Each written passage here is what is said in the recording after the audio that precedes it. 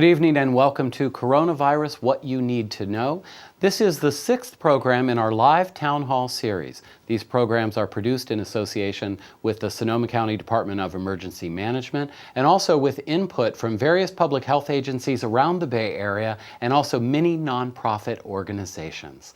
Hi, I'm Darren Lachelle, President and CEO of NorCal Public Media. And I'm Maddie White, Assistant News Director of Northern California Public Media. Coming up, we'll talk about food insecurity during this time, including how to shop for groceries safely, and what one local food bank is doing for those who are food insecure. We'll also talk with County Public Health Officer, Dr. Sundari Mays, who will be answering your questions.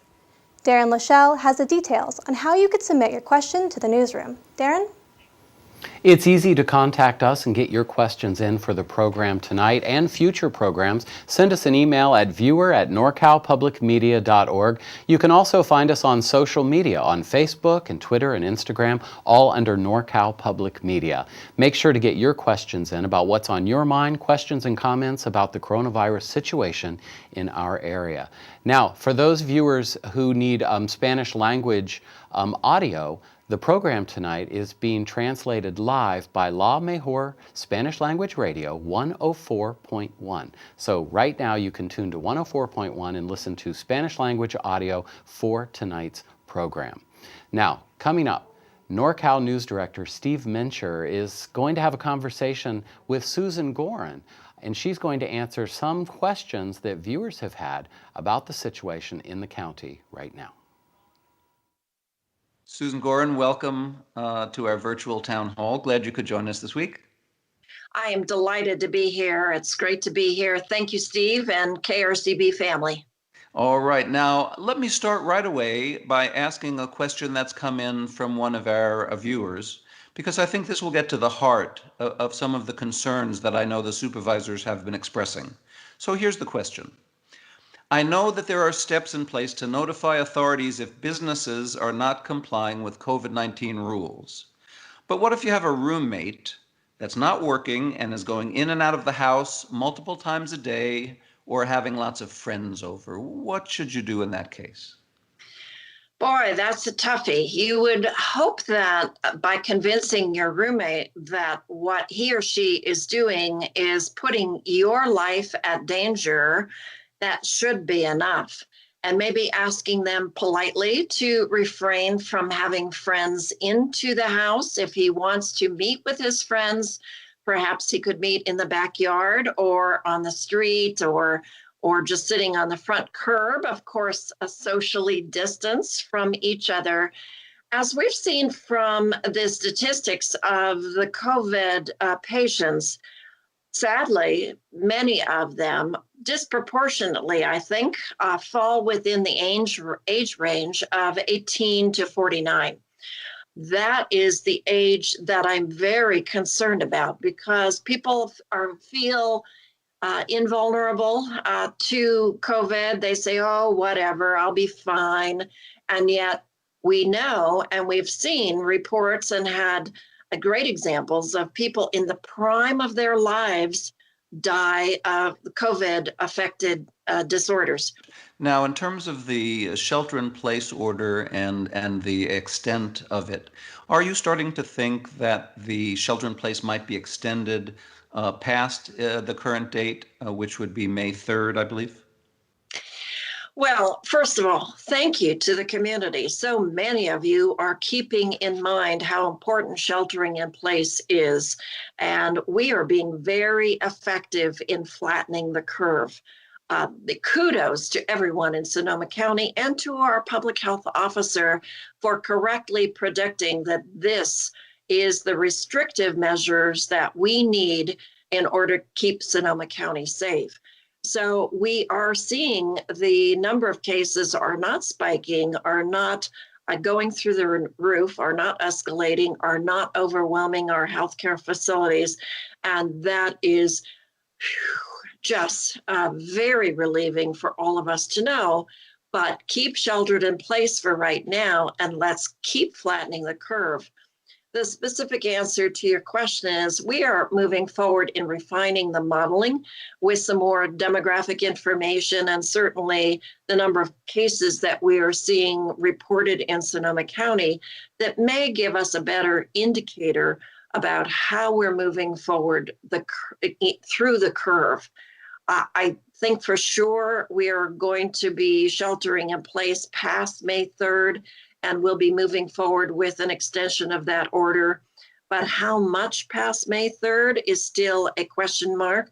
Our public health officer, Dr. Mace, is still predicting the apex of the curve to occur between May 28th and June 2nd. We may modify that depending on what we see happen in Sonoma County. But remember, we're still increasing the number of tests that we are performing in Sonoma County. So we still may see a pretty significant escalation in COVID patients. And I know also people are bristling just a little bit. They want access to the parks. They want us to open the parks. We're not ready to do that yet. Please be patient a little bit longer. But the supervisors in the county are in conversations with community leaders about what next. If you have some help, you can't be out there volunteering perhaps, but what you can do is contribute. And there are many community-based organizations that are waiting and desperately need your contributions. The Community Foundation of Sonoma County for sure, any of the nonprofits that you have, UndocuFund or the Redwood Empire Food Bank. We have a whole list of organizations in Sonoma Valley and North Valley and West County awaiting your donor dollars. They would really appreciate your help. A few dollars or a few more dollars would be gratefully appreciated for rental assistance and for information to all of the folks in our county on how they can access some of the financial resources that will help themselves and their families move into recovery. Thank you to everyone who submitted a question for Supervisor Susan Gorin. Next up, News Director Steve Mencher hosts a panel on food insecurity in our county. He spoke with Eric Muse, General Manager of Oliver's Markets. He also spoke with David Goodman, CEO of the Redwood Empire Food Bank, and Juan Torres, a Community Connections Manager with Catholic Charities of Santa Rosa. Steve starts the discussion by asking David Goodman about resources for replacing the free and reduced price lunches that so many families in our county rely on. The Department of Education has allowed schools to enact their summer feeding program now, when normally school would be in session. And so children are now able to come in a drive-through distribution setup where they can actually come in a vehicle, not stop and eat, which is normally what is required, and pick up their meals and go. And in fact, even better than what I just described is the children don't even need to be present. Which is really lovely. So if children are sleeping or they have, some sort of daycare, that they're not required to be present. Right. I read initially that food would not be distributed unless children were actually in the cars, and that's no longer true. That is no longer true. That was the original way in which it was launched, but then they corrected that. Okay. And for both Juan and David, is it easy enough for a family, wherever they live in the county and even in the Bay Area, but especially in Sonoma County, to find these resources and to connect with them? Perhaps I'll ask you, Juan, first. Yes, we work very closely with Redwood Empire Food Bank, and they have an excellent website where they track all existing food distribution. So we often refer individuals to that website and their Food Connections desk. 211 does an excellent job of connecting individuals as well.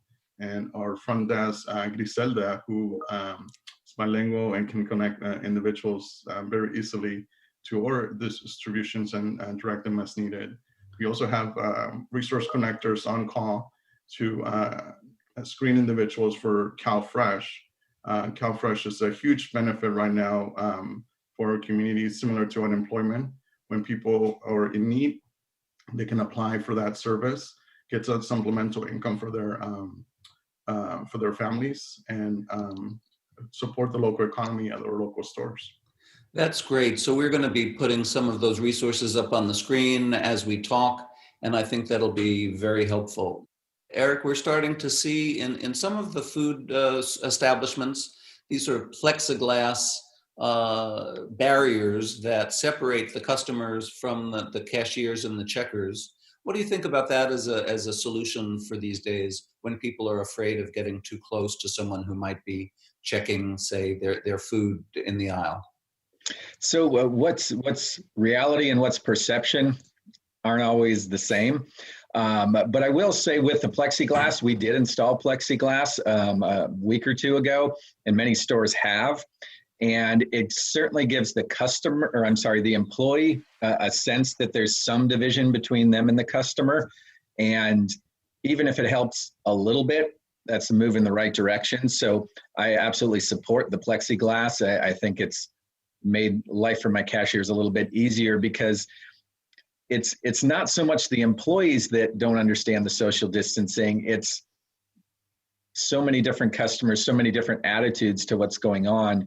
And not all of us think the same way. And so some people are more aware of social distancing, and some people need a few reminders.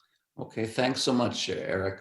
Now, Juan, there's a question I know I read in the New York Times the other day that some places that were offering food were essentially overrun, that there were lines for what I read were sometimes miles of cars waiting to come into places where folks could get food, where they could get groceries to stock up. What are you hearing from your community about whether or not they can get what they need in terms of food when they go out to seek it?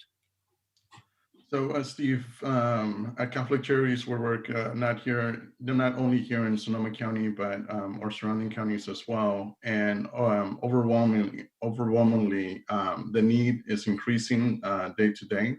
As more information comes out, more restrictions, people are losing their jobs. The need is increasing. At our agency, we focus on increasing capacity at our existing distributions, and have even added one at our main office on Airway Drive. And there's multiple locations where we're looking at expanding and adding the frequency of distributions. Luckily, we have an awesome team that has what they do. We try to prepare the bags of food as early as possible. As soon as the truck drops off the food, we have a whole team assembles everything, and the interaction with the participant is minimal. So the lines have actually been very manageable. We've had our plan B to ask for support for local law enforcement to direct traffic, but at this moment we've been able to prepare those bags quickly enough and get participants out. So we haven't had that issue just yet. As we move forward, that might change. So we are adjusting as needed. Okay, and Juan, I have a particular curiosity and concern for some of the undocumented members of our community, where these are the people who won't be getting that money from the government, the $1,200 that so many others are getting, that may not have the money in the bank, that may be the first to lose their jobs in agriculture or in landscaping or in many of the food industries and others. Are you particularly hearing from the undocumented community that they're able to source the food that they need for their families? This population is a huge concern for our agency. Out in the community, we're known for two main service areas. One is our housing and shelter, and the other is for our immigration services. While we're not a food bank, like the Redwood Empire Food Bank, throughout the country, about half of the participants that come to our agency for help is for food. So that need is very apparent. It's there. And with all these different resources that are out in the community, most of them are not open to this population. In the past, from our fires that we've experienced in the past, it's been very regional, and there's been funding that has been coming to our area, and we could address some of those needs. Today, it's a very different world. It's affecting the entire state, the entire country, the entire world. So funding is very limited. Our agency does provide client assistance, but at this moment, it's very challenging because it's very limited. David, let me ask you, I imagine somehow that you are a numbers guy. Are there any numbers that you can share with us of the amounts of foods and the things that you're doing now that are ramping up, that are very different from what your year ago might have done, or even 6 months ago? Here at the Redwood Empire Food Bank, we do emergency food boxes. We're one location of many throughout the county where people can collect emergency food boxes. Prior to COVID-19, in a given month, we would distribute 125 boxes during a month. And now, just last Friday, we did 275 boxes in one day. Pretty big change. On any given month, these boxes I'm talking about, in total, we would pack approximately 1,250 boxes. We're now packing 7,250 boxes in a day. Now, those aren't all being distributed. We're building as fast as we can because we know that this is a tsunami that is yet to hit. That we're at the stage of the game right now where the ocean has receded. We're all staring at a bunch of sand going, wow, that's amazing. I've never seen anything like that before. And there's a wall of water coming towards us that is something that we've never experienced other than the Great Depression. That's very sobering, and thank you for that. Eric, we also have gotten many questions into us about how people should be handling the food once they get home. Can they be assured that their food is safe, that what they're bringing into their homes can be eaten without any danger of virus? How do you think about that as the general manager of Oliver's? I try to be very realistic about it. The idea that I could guarantee that there's never going to be any risk on the food that they receive from any grocery store, frankly, at any time ever, is just not realistic. General health and safety practices are wise. Wash your produce, cook your produce. Make sure that when you get home, when you have a bag of groceries, as you're unloading it, hopefully with some gloves on, just wipe it down, spray it with some light, the cans, the boxes, those are easily sprayed down with Lysol before it ever touches your counter. And I think if you practice those measures, you would be reasonably safe. So I know you guys are very busy. I'll let you get back to work. And actually, thank you. Eric, before you hang up, I could have taken all of your answers and rolled them up into my answer. So it's really interesting, though, that it's compelling the sort of the front line, the essential workers, and we are just like you, where Right. we are feeling like, hey, man, we're out in the front line. We're meeting thousands and thousands of people, and it is just, you're just naked out there, and that how to get people to feel comfortable, and that whatever that speech looks like where you say, who are you? It's up to you, because they don't have to be here. Unlike firefighters and police, they're not paid. They don't have to show up. Economically they might have to show up, but Right. They're not obligated by some contract. And so now you just end up appealing to, once you get beyond the economic part of it, just when you punch through this thing and you look back, who do you want to be? Who do you want to say you were? Were you fight or flight? And it's... Yeah, they're certainly looking in the mirror. The economic reality of it, as you're talking about, David, is that most of the people that we employ here in the stores, they're living paycheck to paycheck at best. Of course. And as soon as they get a little too scared and have to leave, if they don't have the resources to put food on the table and pay the rent and take care of their kids, so they're really stuck between this rock and a hard place with, I'm terrified what could happen to me, but do I have a choice? And that's, we got our entire buying team trying to source these things like masks and plexiglass and gloves and all that. So anything we can do to support you guys, please let us know. I echo everything, Juan, everything you said. I mean, it's just like it's all one big answer. Yeah, we're all in the same boat. The challenges that we're all seeing, they're not unique.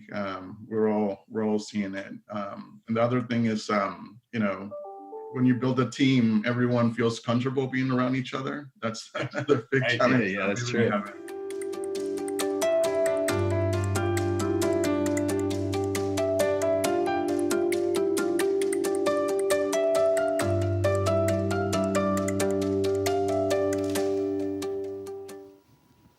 Your questions are very important to us during these town hall programs. We want to hear your questions right now. You can post those on our live stream on social media, Facebook, Twitter, Instagram, at NorCal Public Media. You can also email us right now at viewer@norcalpublicmedia.org. You notice during the conversations we're having tonight, the entire conversations are based around questions that you in the community have about the coronavirus. So we take those all week long off of all of our social media feeds and our email, and we get those into each program every Tuesday night. So we need to hear from you. So get in those questions. Also remember, we have live Spanish language translation right now available to the community if you listen to La Mejor Radio 104.1. And now we're going to go over to Assistant News Director Adia White. Thanks, Darren. We're joined now by Sonoma County Health Officer Dr. Sundri Mace, who will be answering some of your questions. Thank you so much for joining us again. Yes, thank you for having me. I think I'll give the situational update first. Okay. So just to let people know what's happening, worldwide we have a little over 1.9 million cases with about 120,000 deaths. Here in the U.S., we have about 582,000 cases with 23,600 deaths. Here in California, we have 24,000 cases with about 725 deaths. So drilling down to our county, we're still about number 7 in terms of the Bay Area counties in terms of numbers. And hot off the press, we today have added 8 cases for a total of 160 cases, of which 70 have recovered, 88 are active, and we have the 2 deaths in our county at this time. Just a few important factors about our cases. I want to note that because we've been testing our close contacts to cases, we actually have the most percentage of cases now in the contacts. In other words, someone who was contact to a person with COVID. So 45% are occurring in contacts. And the age group is still, as it was before, the most cases happening in the 18 to 64 year age group. And then lastly, as we expected, the most cases, 84, are happening in the Central County, where is our urban center. So you mentioned that cases are now higher among contacts. So does that mean that community transmission is going down? Is that good news for the county? Yeah, that's really good news. We're seeing less and less cases of community transmission. Again, to remind people, that's when you have a case and you don't know where it came from. Right. So I want to get into our viewer questions pretty soon here. But before we do that, you did on Monday announce that you will be requiring residents to start wearing facial coverings. What do people need to know about that? Yeah, so it's very similar to the guidance that we gave out the week before about facial coverings for people when they leave their homes for their essential business or essential activities. But now it's of an order to cover your face in specific circumstances where you'd be more at risk. For example, going into an indoor facility like a grocery store. If you're in any other enclosed space, or even if you're outside, but if you can't perform social distancing and feel that you're less than 6 feet away from other people. Now, these are not masks. We're calling them facial coverings because these can be made out of anything, really. Many people are making homemade masks out of fabric that's rewashable and reusable. You can also use a bandana, a scarf, a handkerchief, whatever will cover your nose and mouth safely. These things can be reworn and washed, I said, and I think it's very important for people to know not to wear the N95 respirators or surgical masks that we need so dearly for the healthcare providers that are taking care of patients. Does that still apply? Because I know a lot of people have lived through many fires here in Sonoma County and have those on hand because of the fires that they're not able to donate. Are they still able to wear those masks, or are you recommending that they don't wear them at all? You know, if you have one, it's expired, you've already used it, absolutely, I think you can use it. I'm just saying if you have new or unused products such as masks or any other protective equipment, please do donate it to Salvation Army and to the county. Right, and again, you know, anyone should have these materials at home, so you're not requiring people to go out and buy anything new. They can use any t-shirt or bandana that they have on hand Exactly. already. In fact, many people are using their old fabric or old t-shirts to make their masks out of, and there's many different videos on YouTube and other places where you can find out how to do this. And in other major news today, Governor Gavin Newsom started giving some details about what criteria would need to be met before California can begin relaxing the shelter-in-place order. Does Sonoma County have similar criteria that you can share with us? Our criteria are actually really similar. We may have some differences based on our own county situation, and we're looking at our modeling data, which we're getting more of, and working with our other counties. And our initiatives might look a little bit different. In other words, our goals before we release or relax on shelter in place, but they'll be very similar and aligned with the state. Do you have some examples of where they might differ? Well, we can look at our own cases. In other words, since we're having modeling that predicts when our surge would be, if the state surge is actually still predicted to happen a couple of weeks before ours, then we would definitely use our data as to when we could relax some shelter in place. The other issue is, for example, we have a parks closure. Certainly that's not a statewide initiative, so we might look at that specifically for our county. So this is a perfect jumping off point to our first viewer question, which has to do exactly with Governor Newsom's announcement today. So considering that one of his criteria is increased testing, Sonoma County has not completed testing of much of the population.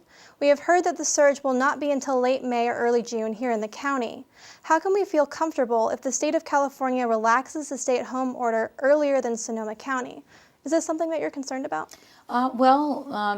You know, our order would supersede the state order. So even if the state were to relax its order earlier and ours were still in place, ours would still need to be followed. So I don't think I'm as concerned about that. And as I said, we're tailoring our order specifically for our county. So we wouldn't need to worry about other people from counties coming into Sonoma County, perhaps if they were a resident of a county that did not have a shelter-in-place order coming here? Well, we would need to look at that and maybe tailor the language so that we do protect our community if that were to happen. Right. So this next question has to do with testing capacity again. We all know that widespread testing is absolutely key to lifting the shelter-in-place, not to mention that early detection improves outcome. Testing might have saved Mary Lou Armour, who was reportedly denied a test twice. When will we have increased testing in Sonoma County? Well, I think we're already doing a lot more testing than when we were about 3 weeks ago. And that's because we have, as I said, more labs that are doing testing. So we have all of our hospital labs on board doing their own testing. Our public health lab is maximizing the testing with close to 100 specimens being tested daily now, when it was more like 40 or 50 even a week or two ago. So we're increasing testing. We have been able to order a lot of the testing kits that we talked about before that are in shortage. So that's all really positive, and I'm sure you'll have a question on the new antibody testing, and I can go into that when we have that question. Let's go for it now. Okay. What is the news on that? So there is now a blood test, or a few different assays that are available. They don't actually test for the virus, as these swab tests are testing for, but rather for your antibodies to the virus, meaning we can detect if someone has had the coronavirus infection by testing to see if they have immunity. So once we have this test, it's a very short turnaround time. I hear that we can have a result in as little as 5 to 15 minutes. So that would really revolutionize our ability to test more people. Do we have any idea of how soon we could possibly get those tests? Well, we put in requests, and I'm sure that we're in queue to receive the tests. So we'll let you know as we have updates as to when we're able to start testing with that. And I imagine, of course, that would help with the shelter-in-place order on being able to relax that. Is that correct? Well, the more testing we can do, definitely to detect active cases and people who've had COVID infection and maybe we're asymptomatic, and we can do that with the antibody test potentially, then we would be able to look at the shelter-in-place relaxation. All right, so this next question has to do about when that will be lifted, which I'm not sure you will have an answer for us, but let's do our best to give people an idea. If the peak of COVID-19 will not be until mid-May or early June, does that mean the shelter-in-place will be in place for much longer or for the first part of June? Well, we're looking at that, and the data should direct how we go forward with this. We've already said that we kind of want to see a plateauing of cases or even a decrease in our case numbers before we can really effectively look at completely loosening or removing shelter in place. That doesn't mean we may not make some small modifications to make it a little bit easier for people while we still have shelter in place. So are you saying that people can more or less assume that during the surge we'll have to wait until the surge passes? Well, if our cases are rising, I don't think it's a time for us to remove the shelter in place. That makes a lot of sense. Yeah. Okay, so this next person, it's a little bit of a personal story, so I'll try to do my best to paraphrase. So they say that they know someone on their street who was told by a physician that they likely had the coronavirus, but they did not have a test for them. Mm-hmm. So the question is that there must be many more folks like this who can't be tested. Is there some way to figure out how to count these people who are suspected to have the virus but won't be able to get a test? That way we get a closer to accurate count of all the cases in the county. Yeah, there's a couple of recent things that we've done that might help with that. First of all, we do have something called a blanket isolation order. And that means that when a physician either makes a diagnosis of COVID-19 or suspects that someone has COVID-19, even if they don't have a test, they will need to be put under this isolation order and told to stay at home. Now, when that happens, the disease control section at Public Health gets a notification. And we'll find out whether they had a test performed or whether they're considered a clinical case without a test. So we will have a way of tracking that moving forward. Wow, that's good news to hear that we'll start to get some of those numbers in as well. So speaking of that order, I think maybe we should unpack this a little bit. So this was something that you announced on Friday, right. And it applies to who will need to quarantine versus who will need to isolate. Can you talk a little bit about the difference between quarantine and isolation and who will be directed to do what? Right, so when we have a person who's been diagnosed with COVID, whether it's because they had a positive test or because a physician thought that they had COVID, they're asked to isolate at their home for at least that 7-day period, if not longer, depending on their symptoms. That means they are restricted to their room with a bathroom, and they're not to go anywhere outside of that, and definitely not outside the house. Quarantine is for the contacts who may become symptomatic. These are people that we're aggressively testing now, and we're asking them simply to remain at home and monitor their symptoms. Check their temperature twice a day, and if they get any symptoms consistent with COVID, immediately call us with the understanding that we're also reaching out to them and monitoring their symptoms. Right, so the difference is, one, you're required to isolate within your home, make sure that you're not passing it on to people who are with you, and the other one is more about making sure that you don't pass it on to the community. Yes, exactly, but still staying at home for quarantine. Right. Mm-hmm. Okay, so the next question, when the dashboard shows the total number of tests performed, are all of those tests still given in the county, or are they still tests where you only have, where you're given the results? So I think what this question is getting at is, are you only counting the public health lab tests plus positive cases, or are you now able to get all tests performed in the county? Yeah, we're getting all the tests performed because that's a reporting requirement. In other words, even if the test is sent to Quest, mm-hmm. which is a commercial lab doing the tests in Southern California, they are required to report to us. So not only the positives, but the negatives are being reported from all labs. It's a requirement. Wow. So if it's done at Kaiser or Sutter, doesn't matter the hospital. Right. Okay, that's good to know.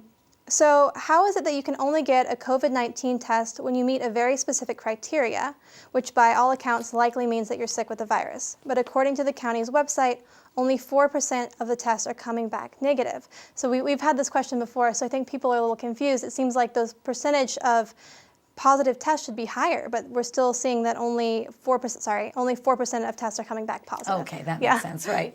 Yeah, so it just means that a lot of people are being tested with symptoms, or maybe they're even asymptomatic. They could be the contacts that we're reaching out to, and they're turning out negative. That's about right, actually.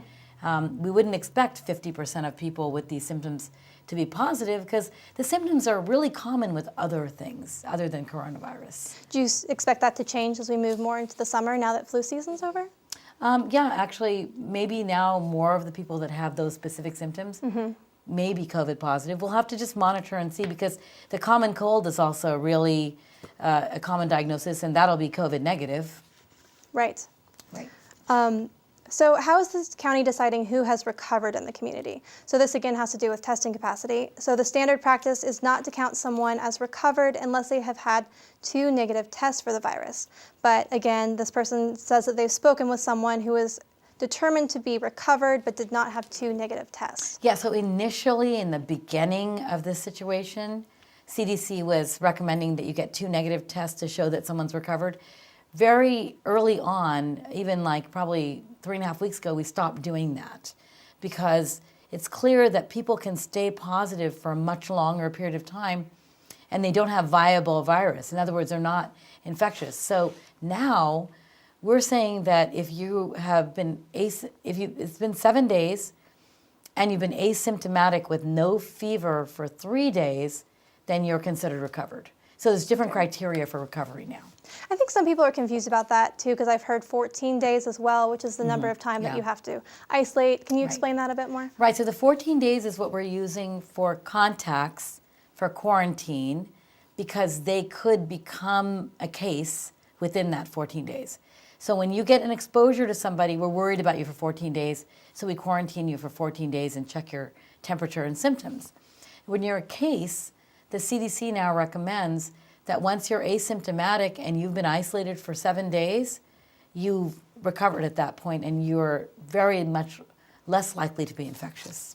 And the second part of this question I will mention was that this person was specifically concerned that, that wasn't necessarily viable. There wasn't enough evidence to say that they're no longer contagious.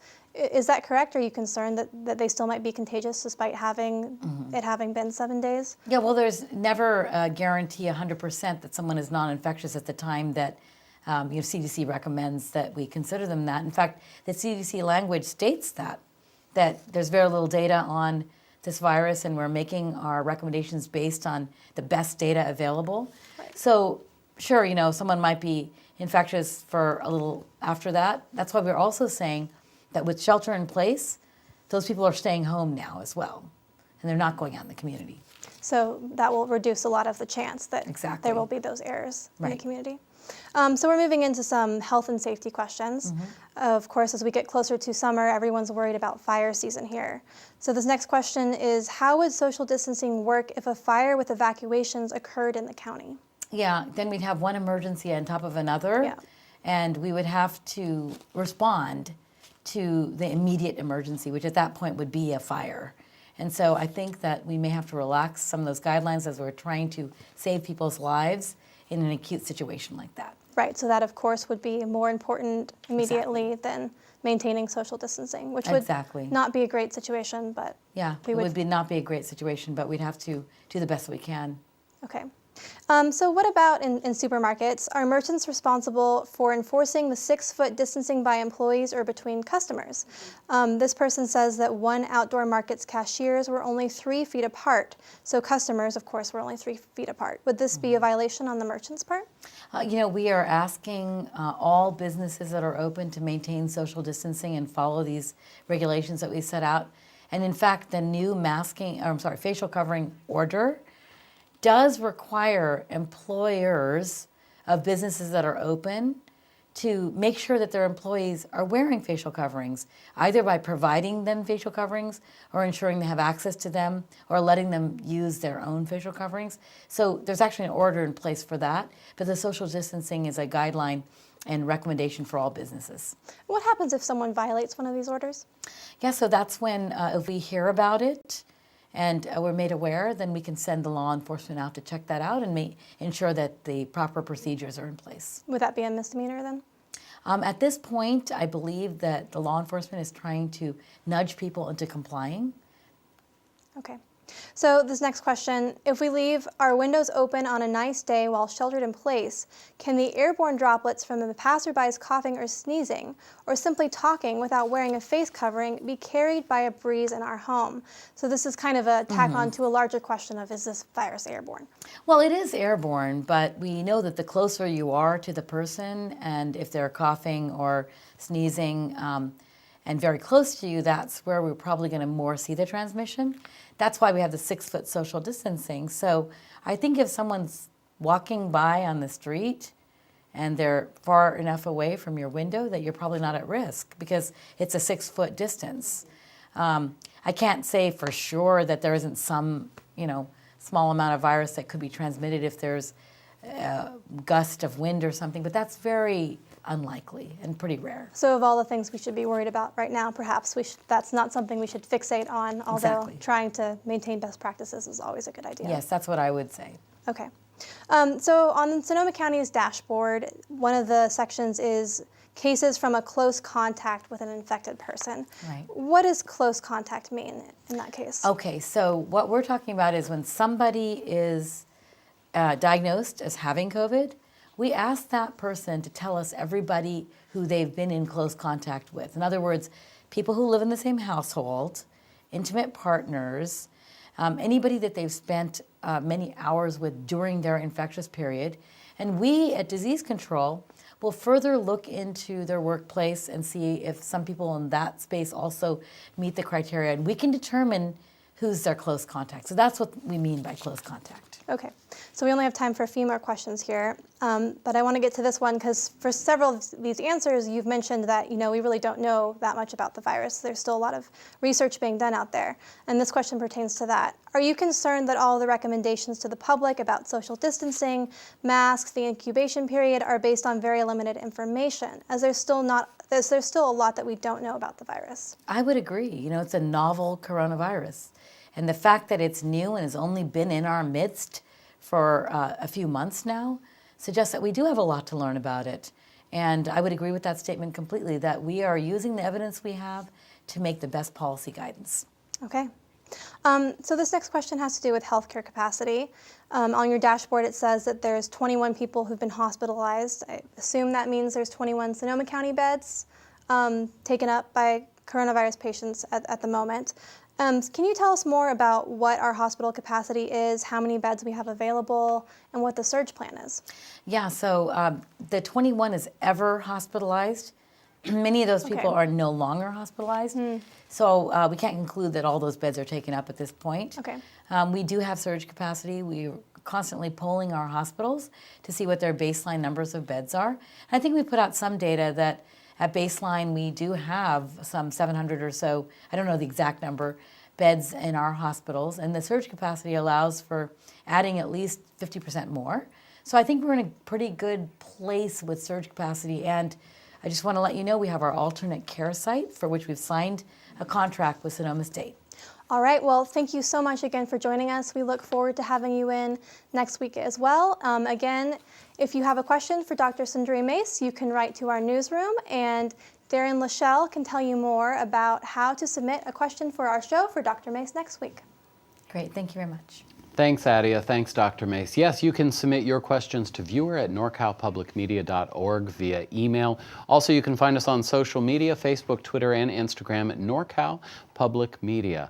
And also remember that tonight's program is being translated live in Spanish on our station that is helping us out, La Mejor 104.1 Spanish language radio here in Santa Rosa. So you can tune in for that as well. Now, next up, News Director Steve Mencher is going to be talking with Omar Medina from UndocuFund, and they're going to explore how there is aid and resources available and the challenges that our undocumented neighbors face.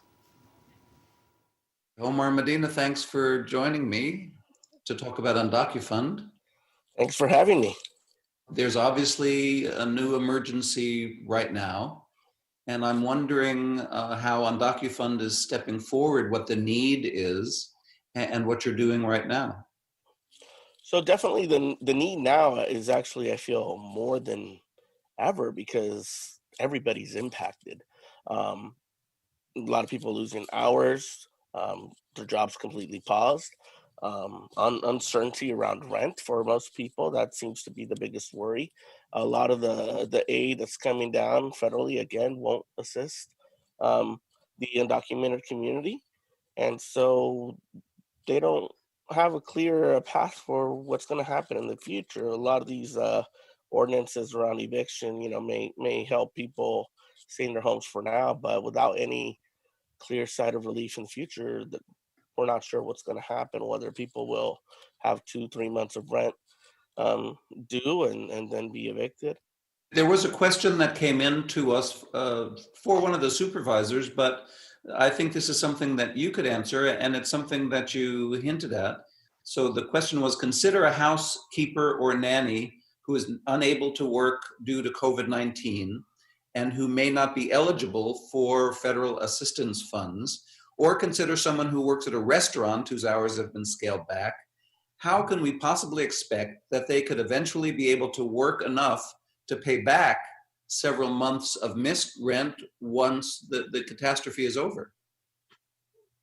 And that's exactly the big concern that we have.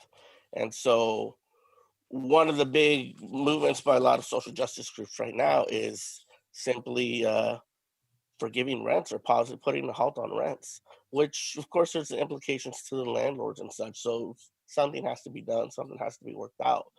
But if nothing is done right now, the way things are, those people, that nanny that isn't having any income, that's got rent due, even if the rent is paused 2-3 months in, either they'll find some way to be in debt from loans or something that they might get from family, friends, or even those payday loan lenders, or they'll end up being evicted, and that's my biggest fear right now. Seeing 2-3 months out of this staying home order, that we might see people lose their homes because of it. And it's definitely not, it's not an intended consequence, but it's the reality of the situation that we're facing. Let's say that my family has a head of household that's undocumented, and I am particularly concerned now. I have no income coming in. I'm worried about food. I'm worried about rent. I know that UndocuFund is out there and that you'd like to help. Can you tell me exactly how I should start and what I should do? Well, there's two things. One, we put our waiting list online through our website, but we actually have closed that off because right from the get-go, we received over 4,200 requests. So at that point, just seeing how big that need was, I decided to cut off the list because I don't want to give people false hope that they might be getting aid when our income wasn't coming in. So as of right now, I've closed off the list, but generally it would be they would go to our website under the apply section and get onto our wait list. And then from there, our volunteers would call to interview them, assess their need, and we'd go from there in terms of determining their aid. Just let me make sure I have this right, Omar, because this is astounding to me that the need in our county is so great that you have, for the small amount that you currently have available, 4,000 people waiting to be processed, waiting to hear from you. And if there's another 30,000 plus undocumented members of our community and neighbors of ours, you can't even get them currently onto a waiting list for this help. Well, we could get them on a waiting list, but it wouldn't do much help until we're able to get more resources. Right now, there is a lot of work to put pressure on the governor to establish a fund, and it sounds like he's talked about it, but nothing has been done yet. And until something is done, we don't wait on anything until it's done. So we're hopeful that maybe the governor and our state legislature will do something to maybe address this need, because these are essential workers to our community, to our economy, and we need something to be done. If not, we're facing bigger problems in the near future. Certainly, renters across the state are struggling during this time. In San Jose, 2 council members floated a controversial rent suspension idea at last week's meeting that was quickly dismissed as unconstitutional by the city attorney. For many of San Jose's 400,000 or so renters, pandemic-related unemployment and housing instability is a concern. But some lawmakers worry that the burden on landlords would be too great. South Bay correspondent Pamela Lawrence spoke with 2 San Jose City Council members and a landlord, representing others like her who are looking for solutions. The rent suspension item came up on Tuesday, and unfortunately, we knew that there was going to be a challenge with anything beyond units that are rent controlled to have any sort of control over the rents. Right. But we did think there could be an opportunity there, at least with the rent controlled units. But it turns out that we cannot get past our Constitution, and so the city attorney in San Jose issued a response memo in regards to what we were asking. And what is legal, though, which is what has been done in a number of other cities. LA enacted this, and I know New York is looking into actually if they can sort of do what we were trying, a rent suspension. But right now, what everybody is doing is a rent freeze. And a rent freeze is just capping any increases. So San Jose has rent control, and we have a 5% maximum allowable increase. There's caveats where you can add a little more, obviously, if you're putting into some investments for certain reasons, but more or less around 5%. And we can knock that down to 0 if we enact a rent freeze as an emergency ordinance as well. While lawmakers in San Jose are open to discussing alternatives to rent suspension, some council members, like Johnny Camus, don't want to burden the smaller landlords, the ones who will be directly impacted by any rent relief. We had the chance to talk about it this weekend. It's tragic, but we also have to understand that a lot of these policies only apply to the smaller units, the fourplexes and the eightplexes or what have you. None of these rules actually apply for the big, Irvine properties, 1,000-unit things. The law in the state of California doesn't allow us to dictate rents for those owners. And what are you hearing from those mom and pop landlords? The mom and pops keep saying, you keep creating rules against us. You keep saying that you want big corporations to help, but you're not making rules on big corporations. You're only making rules on smaller mom and pop people because, quite frankly, that's the way the state law allows us to. And if you look back towards the testimony, that's exactly what our attorney said to us. You're only going to apply this towards the mom and pop housing providers, not the big corporate housing owners, right? So what's the solution? What's the compromise so that those smaller mom and pop landlords aren't overburdened, but you're not seeing folks who become homeless because they can't pay their rent, or what other things can happen when somebody's rent burdened like that? Well, the fastest thing to do is get people back to work. Most of these mom and pop housing providers are actually providing the lower cost property rents anyway. There are industries that can go back to work fairly safely. Your yard maintenance folks, I think, they don't touch anybody. They're usually with their mowers and blowers, not necessarily harming anyone, right? Or in physical contact with people. There's a lot of industries that we need to relook at and put people back to work sooner rather than later, so that we can get more people jobs rather than waiting in line for handouts at the unemployment office. I also spoke with Jenny Zhao, the current president of the Bay Area Homeowners Network, a nonprofit trade organization for landlords. She advised members to voluntarily offer some rent relief to tenants. I wondered what she thought about the city's potential plans to mandate that. First, we are all mom and pops. So rental, we may own 1 or 2 or very few smaller buildings or even single families. And most of us have a full-time job, or we are seniors, and some of us are retired person. So we are, not a company. We are real human, and we live in the community.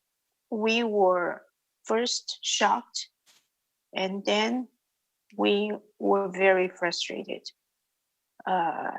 just mentally, very stressful, and also financially, we don't know how to deal with it.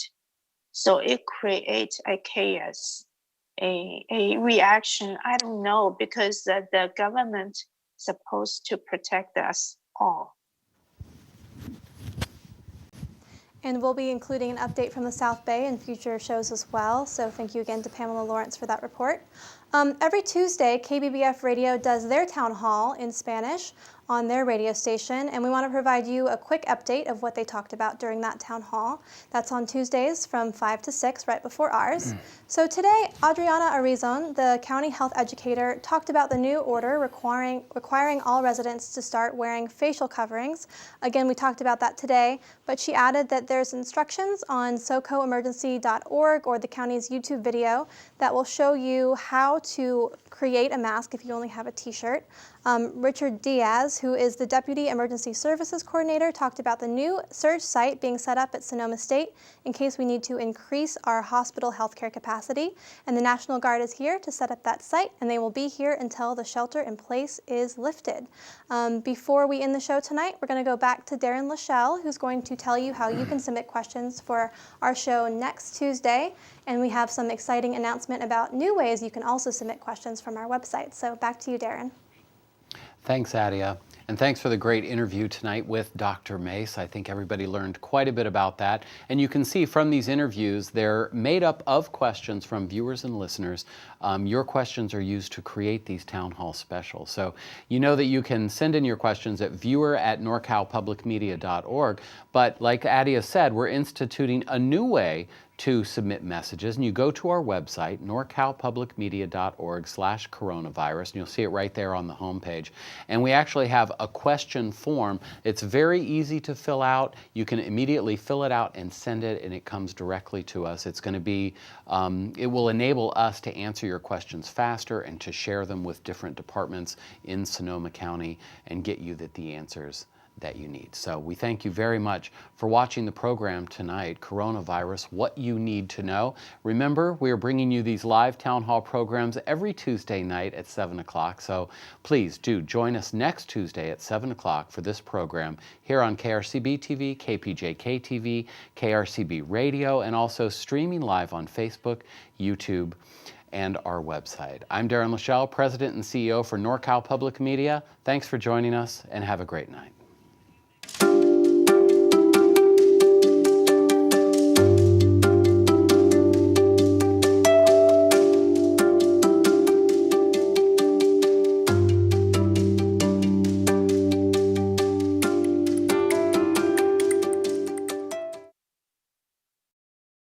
You're watching Northern California Public Media, made possible by viewers like you.